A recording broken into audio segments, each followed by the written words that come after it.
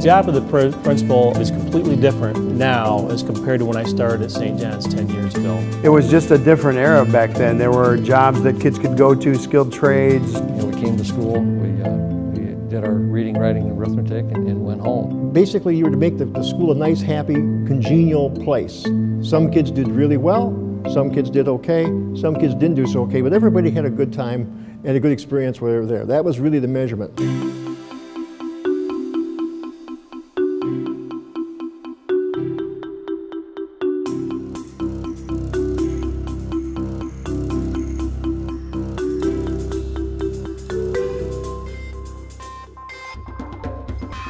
We're seeing a changing economy, and we're seeing the impact of globalization on our economy. We're in a global society, and everyone has to be able to compete globally.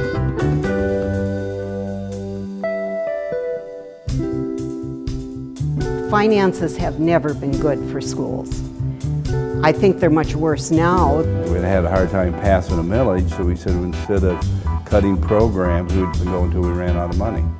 So that's what we did. We had graduation first of April.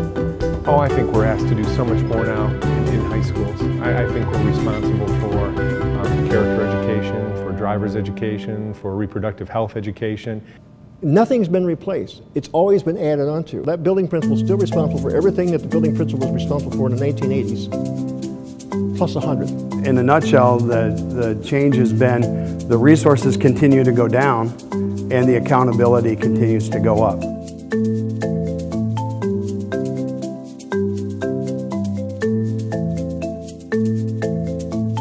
Sometimes you feel, kind of, out there all by yourself. You're on an island all by yourself, and quite often there's no one else in your district that really has that experience. I have never been in combat, okay, but I think to talk to another person that's been in combat, they have something in common. They've been there, they've walked the walk, they know the talk. I think it's much like the principalship. If you talk to people who serve in a principal's role, they understand each other.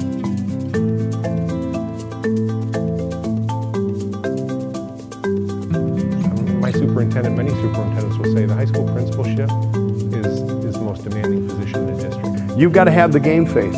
It's time to get the job done, and your kids expect you. They count on you. They need you to go over the wall for them. There's only a very few people who can walk that walk. I don't think you could do the job without belonging to MASSP. I think you need the connections, I think you need the information, and I think you need the legislative assistance in order to be effective in that job.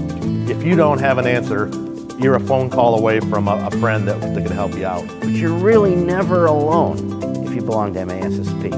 It takes a lot of time, it takes a lot of hard work.